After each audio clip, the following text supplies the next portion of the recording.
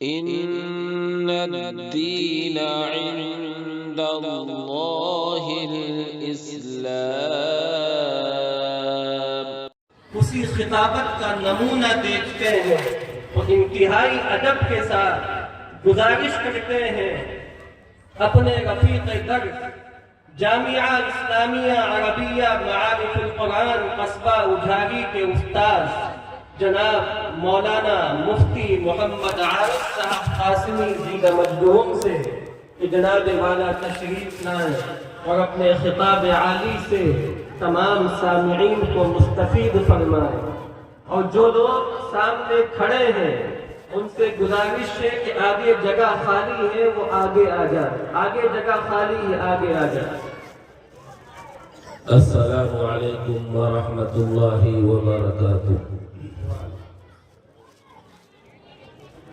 الحمد للہ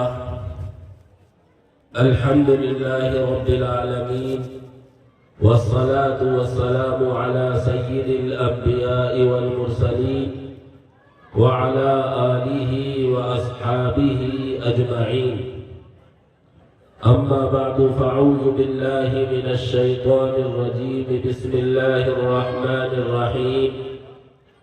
یا ایہا الذین آمنوا اتقوا اللہ حق تقاتہ ولا تموتن الا وانتم مسلمون۔ وعن ابی ذر رضی اللہ عنہ قال قال لي رسول الله صلى الله عليه وسلم اتق الله حيثما كنت وأتبع السيئة الحسنة وخالق الناس بخلق حسن، رواه الترمذي أو كما قال نبينا صلى الله عليه وسلم۔ محترم بزرگوں، بھائیوں اور پردہ نشین ماؤں بہنوں، آج ہم سب آپ کی بستی کے محبوب ادارے جامعہ اسلامیہ عربیہ احسان العلوم کے اجلاس عام و دستار بندی کے اس عظیم الشان پروگرام میں شامل ہے۔ یہ ہم سب کی بڑی سعادت اور خوش نصیبی کی بات ہے کہ مدرسے کی انتظامیہ نے دین کی باتیں سننے سنانے کے لیے اور پورے سال کی مدرسے کی کارکردگی دکھانے کے لیے یہ اہم پروگرام منعقد کیا ہے۔ اس طرح کی دینی محفلوں کا منعقد ہونا ہم سب کے ایمان میں تازگی کا ذریعہ ہے۔ دنیا میں بے شمار مجلسیں قائم ہوتی ہیں اور ان کے بہت سے عنوانات ہوتے ہیں، لیکن اگر دنیا کی سب سے بہترین کوئی مجلس ہے تو وہ مجلس ہے جو اللہ اور اس کے رسول صلی اللہ علیہ وسلم کے نام پر کی جائے۔ اگر کسی مجلس میں شرکت باعث سعادت اور خوش نصیبی ہے تو وہ مجلس ہے جو اللہ اور اس کے رسول صلی اللہ علیہ وسلم کے نام پر منعقد کی جائے۔ اس لیے آج کے اس پروگرام میں ہم سب کا شریک ہونا یہ ہماری سعادت مندی کی بات ہے، ہماری خوش نصیبی کی بات ہے۔ خدا کرے کہ ہمیں اللہ رب العزت والجلال اس طرح کی محفلوں میں بار بار شریک ہونے کی توفیق عطا فرمائے۔ میرے بھائیوں، میں نے آپ حضرات کے سامنے قرآن کریم کی ایک چھوٹی سی آیت تلاوت کی ہے، اور قرآن کریم کی آیت کے بعد جناب مدنی کریم رسول اکرم صلی اللہ علیہ وسلم کی ایک حدیث پڑھی ہے۔ میں اپنے وقت میں اسی عنوان پر آپ کے سامنے کچھ معروضات پیش کر رہا ہوں۔ آج میرے بھائیوں، ہم مسلمانوں کا ماحول دینی ترقی کے بجائے تنزلی کی طرف جا رہا ہے۔ دینی ترقی ہونے کے بجائے پستی کی طرف جا رہا ہے۔ آخر اس کا کیا سبب ہے؟ آخر اس کی کیا وجہ ہے؟ اگر ہم غور کریں اور توجہ دیں تو اللہ رب العزت والجلال میں ہمیں قرآن کریم میں بار بار ایک چیز کی طرف متوجہ کیا ہے، اور وہ چیز ہے اللہ کا خوف اور اس کا ڈر۔ اس لیے اللہ نے مختلف عنوان پر اپنے خوف اور ڈر کو ہم سب کے ذہنوں میں حاضر کیا ہے۔ اللہ فرماتا ہے یا ایھا الذین آمنوا اتقوا اللہ حق تقاتہ، اے ایمان والو اللہ سے اس طرح ڈرو جیسے اس سے ڈرنے کا حق ہے۔ وَلَا تَمُوتُنَّ إِلَّا وَأَنْتُمْ مُسْلِمُونَ، اور تم جب دنیا سے جا رہے ہو تو اللہ کے پورے فرما بردار ہو۔ ایک جگہ ارشاد فرمایا یا ایھا الناس اتقوا ربکم الذی خلقکم من نفس واحدہ، اے لوگوں ڈرو اس پروردگار سے، اس اپنے پروردگار سے جس نے تمہیں ایک جان سے پیدا کیا۔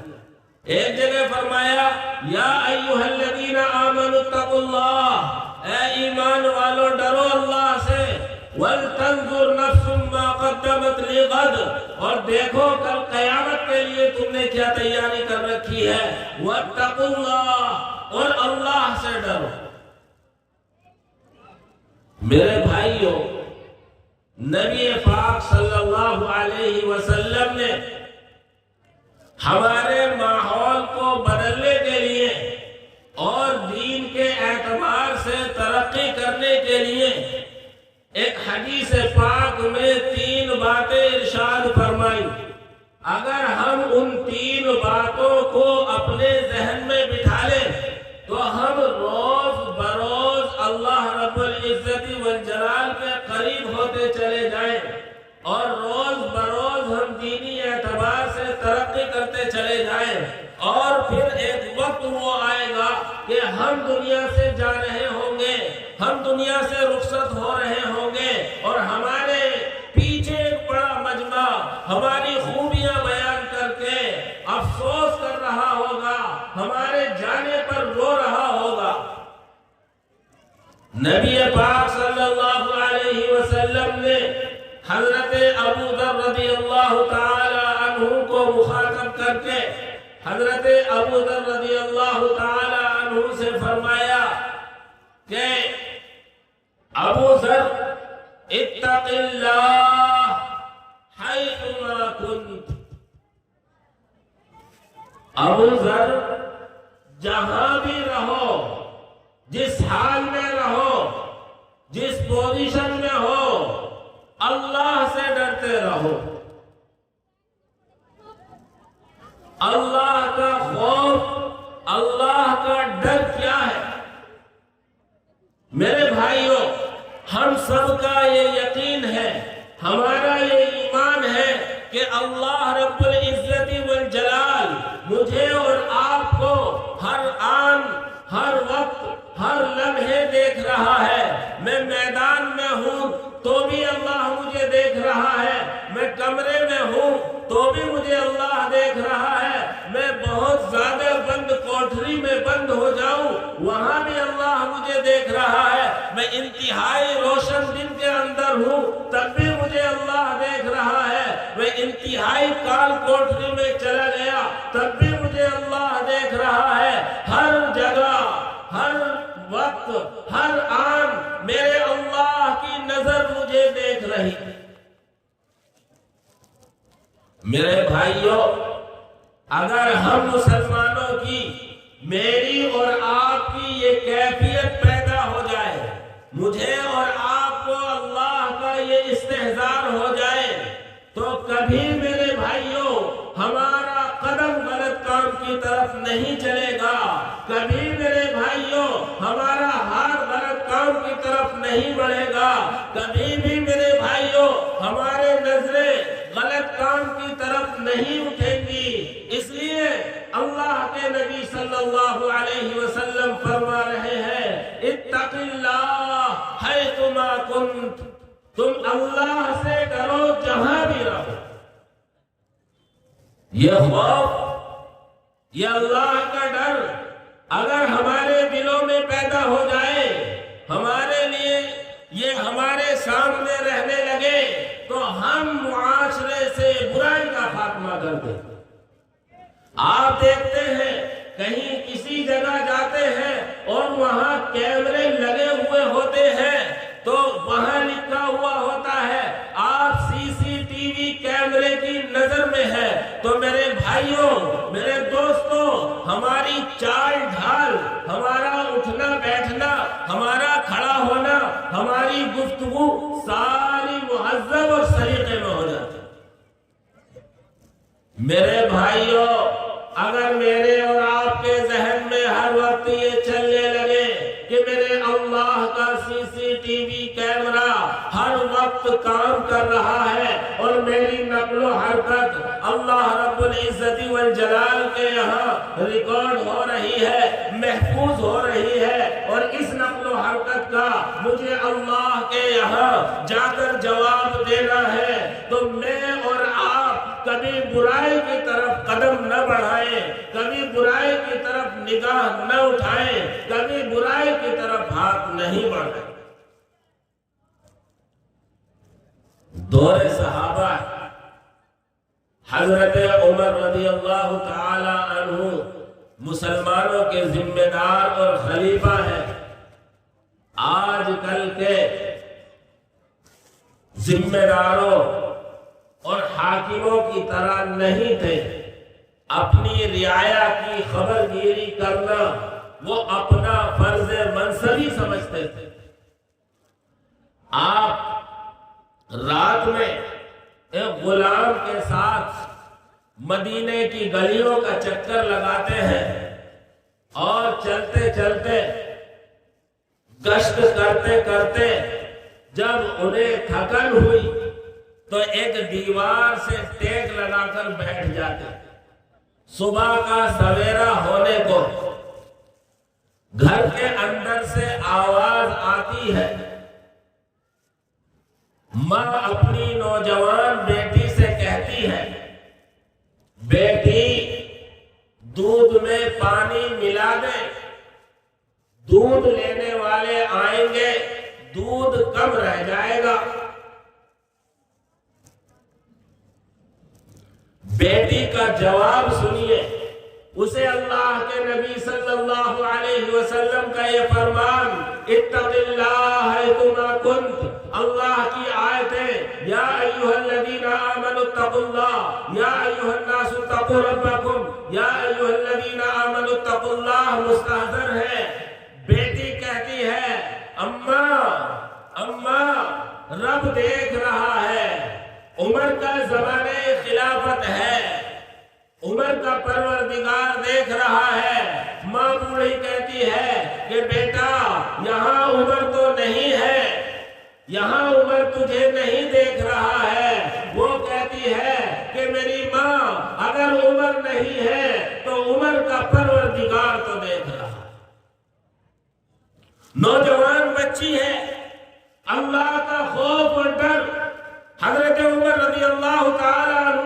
مقام میں جب یہ آواز پڑتی ہے، آگے چلتے ہیں، اپنے غلام سے کہتے ہیں اس گھر کی نشاندہی کرو، اس گھر کا کوئی ایسی علامت بنا دو، دن میں یہاں میں تمہیں بھیجوں گا۔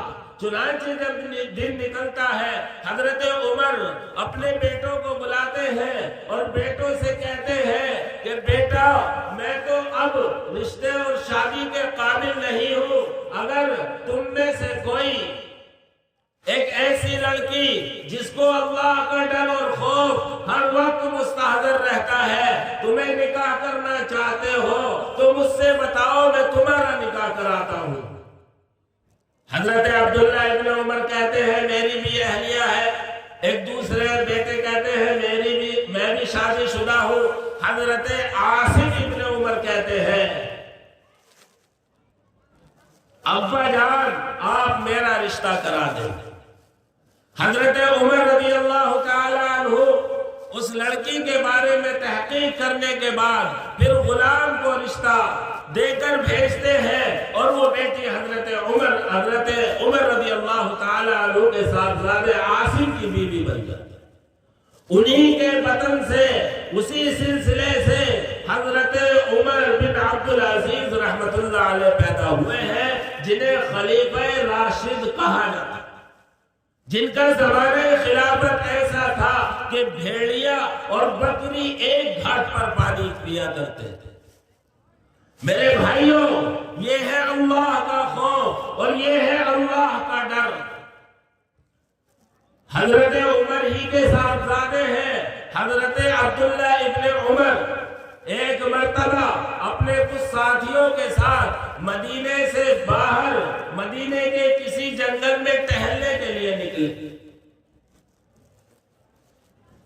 ایک جگہ بیٹھے، بھوک محسوس ہوئی، دسترخوان لگا اور جو ساتھ تھا کھانا شروع کیا۔ ادھر سے ایک چرواہا بکریاں لے کر گزر رہا تھا۔ حضرت عبداللہ ابن عمر رضی اللہ تعالی عنہ وہ چرواہے کو روکتے ہیں اور اس کو بھی دسترخوان پر آنے کی دعوت دیتے ہیں کہ آ جاؤ، تم بھی ہمارے دسترخوان پر شامل ہو جاؤ۔ حضرت عبداللہ ابن عمر سے وہ جواب میں کہتا ہے کہ میرا روزہ ہے۔ حضرت عبداللہ ابن عمر رضی اللہ تعالی عنہ نے کہا ایسی گرمی کی شدت، تپتی ہوئی ریت، دوپہر میں تم بکریاں چرا رہے ہو، ایسے میں روزہ؟ کہنے لگا مجھے اپنے ان دنوں کا اس پروردگار کو حساب دینا۔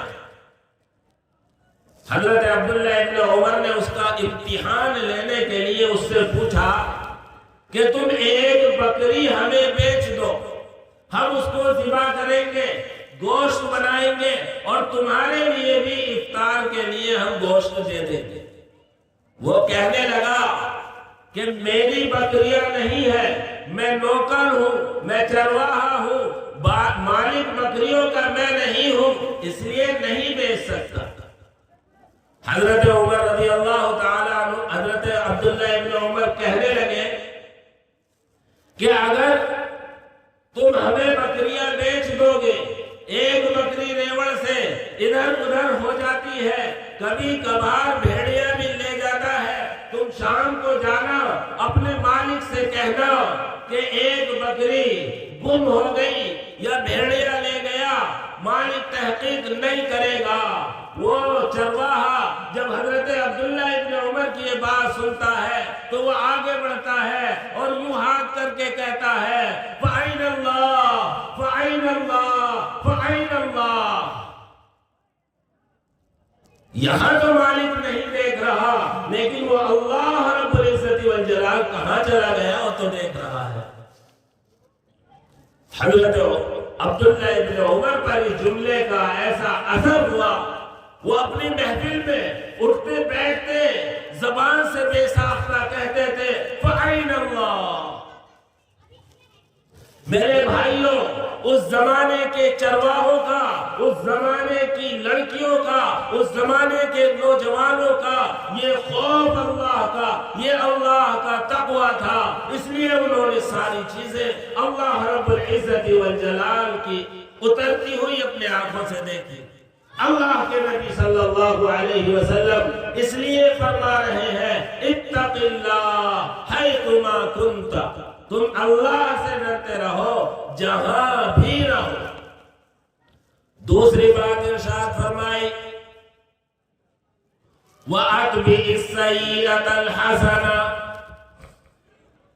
اگر کوئی برائی ہو جائے، کوئی گناہ ہو جائے، اللہ کا کوئی حکم ٹوٹ جائے تو اس کے فوراً بعد نیکی کر لو۔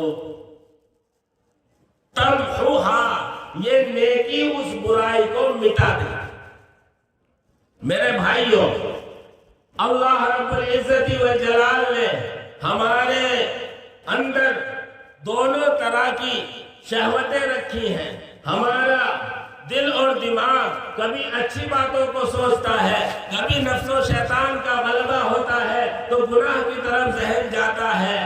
اگر خدا نخواستہ نفس کا غلبہ ہو، شیطان کا غلبہ ہو اور کوئی اللہ کی نافرمانی، کوئی اللہ رب العزت والجلال کا حکم ٹوٹ جائے تو ہم اس کے فوراً بعد اللہ رب العزت والجلال سے توبہ کریں۔ اگر ہم سے ہلکا گناہ ہوا ہے تو اس سے بڑھ کر ہم نیکی کریں۔ قرآن کریم میں اللہ رب العزت والجلال ارشاد فرماتا ہے ان الحسنات یذہبن السیئات، یہ نیکیاں برائیوں کا خاتمہ کر دیتی ہیں، گناہوں کو مٹا دیتی ہیں۔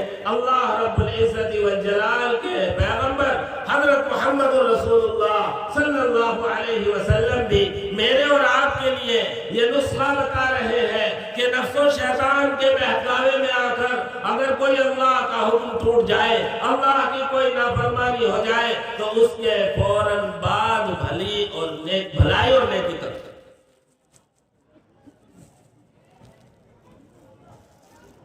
ادفع باللتی ہی احسن، بھلائی کر کے برائی کو ختم کر دو۔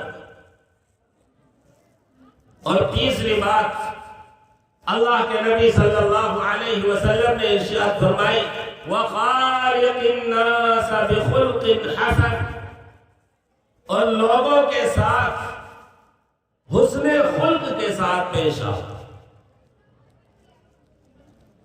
جب ہماری لوگوں سے ملاقات ہو رہی ہو، ہمارے معاملات ہو رہے ہو، ہم ایک دوسرے سے مل رہے ہو تو یہ ہمارے معاملات آپس میں خندہ پیشانی کے ساتھ، آپس میں ہم ملاقات کریں تو خندہ پیشانی کے ساتھ ملاقات کریں۔ ایک حدیث میں اللہ کے نبی صلی اللہ علیہ وسلم فرماتے ہیں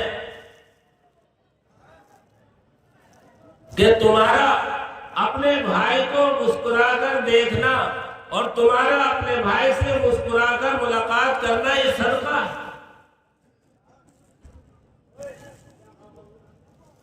اس لیے میرے بھائیوں، اگر ہم اپنے معاشرے کو، اپنے ماحول کو دینی ماحول بنانا چاہتے ہیں، معاشرے میں دینی اعتبار سے ترقی کرنا چاہتے ہیں اور ہم اپنے معاشرے کو گندگی سے نکالنا چاہتے ہیں تو نبی پاک صلی اللہ علیہ وسلم کی یہ تیسری نصیحت کہ ہم تمام لوگوں کے ساتھ حسن اخلاق سے پیش آئیں۔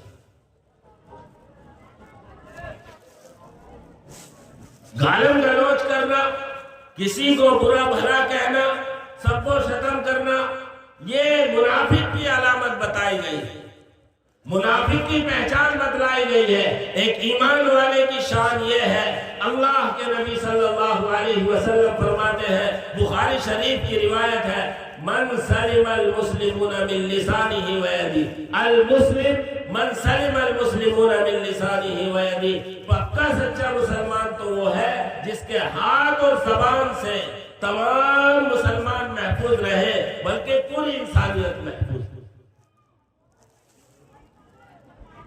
اگر کوئی ہمارے ساتھ بدسلوکی کرتا ہے، اگر ہمارے ساتھ کوئی بد کلامی سے پیش آتا ہے، ہم پھر بھی اس کے ساتھ حسن سلوک کرتے ہیں۔ چنانچہ ایک واقعہ نکل کے گیا ہے، ایک غریب مزدور گدھے پر جا رہا تھا، کہیں راستے میں کیچڑ بھرا راستہ آیا اور کیچڑ میں اس کا گدھا پھنس گیا اور وہ بھی اس کیچڑ میں گر گیا۔ اور جب آدمی کے ساتھ اس طرح کے حالات پیش آتے ہیں تو وہ آپے سے باہر ہو جاتا ہے، اور اس نے آپے سے باہر ہو کر اپنے آپ کو بھی، اپنے گدھے کو بھی، یہاں تک کہ وقت کے بادشاہ کو بھی اس طریقے سے برا بھلا کہا اور گالیاں دی۔ اتفاق اسی وقت میں بادشاہ اور اس کے ساتھ اس کا لاؤ لشکر بھی گزر رہا۔ بادشاہ اپنے ساتھ جو لوگ تھے ان کی طرف متوجہ ہوا اور ان سے رائے دریافت کی۔ وہ پوچھنا یہ چاہتا تھا کہ اس کے ساتھ کیا کیا جائے، یہ بادشاہ وقت کو گالی دے رہا ہے۔ سب کی رائے یہ آئی کہ بادشاہ سلامت کی شان میں گستاخی کی ہے، لہذا اس کو قتل کیا جائے۔ لیکن بادشاہ نے یہ کہا کہ نہیں، یہ ایسی حالت میں ہے، ایسی پوزیشن میں ہے کہ یہ اپنے اوسان کھوئے ہوئے ہے، پریشانی کی حالت میں اس نے سب باتیں کہی ہیں، اس لیے اس کے ساتھ ہم حسن سلوک کا معاملہ کریں گے، لہذا اس کے گدھے کو بھی نکلواؤ، اسے بھی نکالو، اور گدھے کو نکلوانے کے بعد اور اسے نکالنے کے بعد اسے کچھ اور عطیہ بھی دے اور اسے رخصت کیا۔ اور بادشاہ نے یہ کہا کہ اللہ کے نبی صلی اللہ علیہ وسلم کا فرمان ہے وَخَالِقِ النَّاسَ بِخُلْقٍ حَسَنٍ کہ لوگوں کے ساتھ حسن سلوک سے پیش آؤ۔ اسی نبی پاک صلی اللہ علیہ وسلم کی طرف اشارہ، حدیث پر کی طرف اشارہ کیا۔ تو میرے بھائیوں، آج ہم سب کو اپنے اندر ان تینوں نبوی نسخوں کو داخل کرنا ہے اور ان کو مستحضر رکھے اپنی زندگی کو گزارنا ہے۔ میں مختصر طور پر خلاصہ بیان کرتا ہوں کہ پہلا کام، ہم جہاں رہیں، جس حالت میں ہو، اللہ سے ڈرتے رہیں۔ دوسرا کام، جب بھی ہم سے کوئی گناہ ہو جائے، اللہ کا کوئی حکم ٹوٹ جائے، اس کے بعد فوراً نیکی کر لیں، توبہ کر لیں۔ اللہ کے نبی فرماتے ہیں توبہ کرنے والا ایسا ہے جس سے اس نے کوئی گناہ ہی نہ کیا۔ اور تیسرا کام یہ ہے کہ لوگوں کے ساتھ ہم حسن سلوک سے پیش آئیں۔ اللہ رب العزت والجلال سے دعا ہے کہ اللہ تبارک و تعالی مجھے بھی، آپ حضرات کو بھی ان باتوں پر عمل کی توفیق عطا فرمائے۔ آمین۔ وآخر دعوانا ان الحمد للہ رب العالمین۔